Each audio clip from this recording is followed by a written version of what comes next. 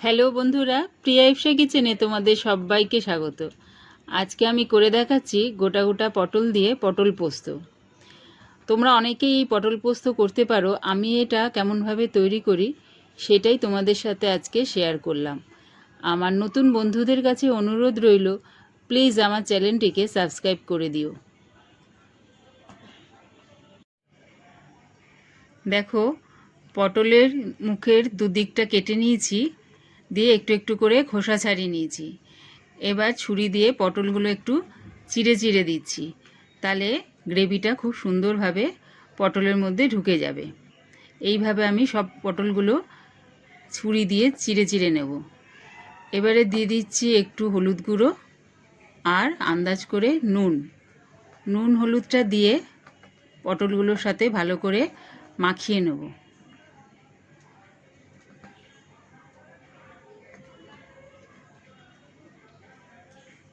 কড়ায় দিয়ে দিচ্ছি সর্ষের তেল। তেলটা গরম হয়ে গেছে। এবারে আগে থেকে যে নুন হলুদ মাখিয়ে রেখেছিলাম পটলগুলো, সেগুলো দিয়ে ভেজে নেব উল্টে পাল্টে।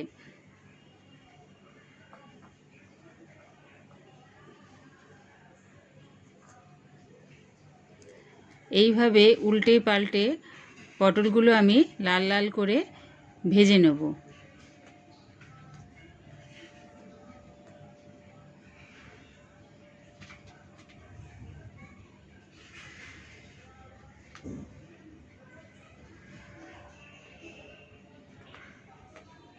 পটলগুলো লাল লাল করে ভাজা হয়ে গেছে। এবারে আমি এগুলো নামিয়ে নিচ্ছি।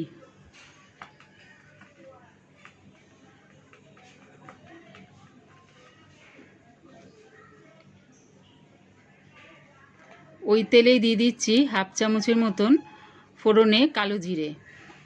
দেখবে কালো জিরেটা দিয়ে যখন খুব সুন্দর একটা স্মেল আসবে, তখন দিয়ে দেব আগে থেকে 2 চামচ পোস্ত ও 4-5টা কাঁচা লঙ্কা পেস্ট করে রেখেছিলাম, সেটা দিয়ে দিলাম। তোমরা চাইলে কাঁচা লঙ্কার বদলে লঙ্কার গুঁড়ো ব্যবহার করতে পারো। পেস্টটা দিয়ে ভালো করে তেলের সাথে মিশিয়ে নিলাম। এবারে দিয়ে দিচ্ছি আন্দাজ করে হলুদ গুঁড়ো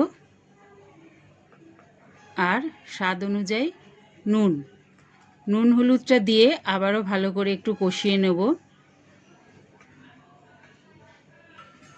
দিয়ে দিচ্ছি এবারে মশলা ধোয়া একটু জলটা দিয়ে ভালো করে কষিয়ে নেব যতক্ষণ না মশলা থেকে তেলটা ছাড়ে।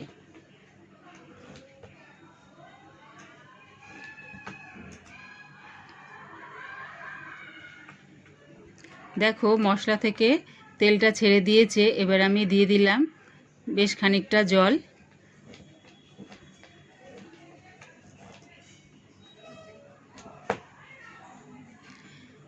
জলটা যখন ফুটে উঠবে, তখন আগে থেকে যে নুন হলুদ দিয়ে পটলগুলো ভেজে রেখেছিলাম সেটা দিয়ে দিলাম।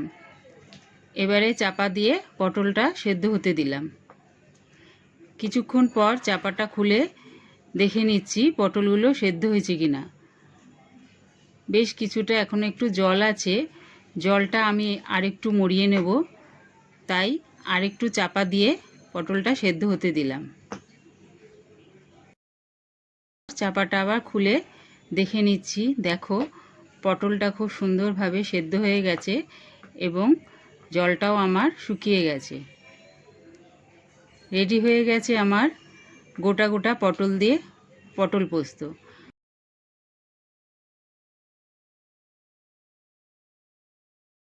আমার এই পটল পোস্ত রেসিপিটা পুরো দেখার জন্যে প্রিয়া ইপসা কিচেনের থেকে তোমাদের সবাইকে অনেক ভালোবাসা রইল।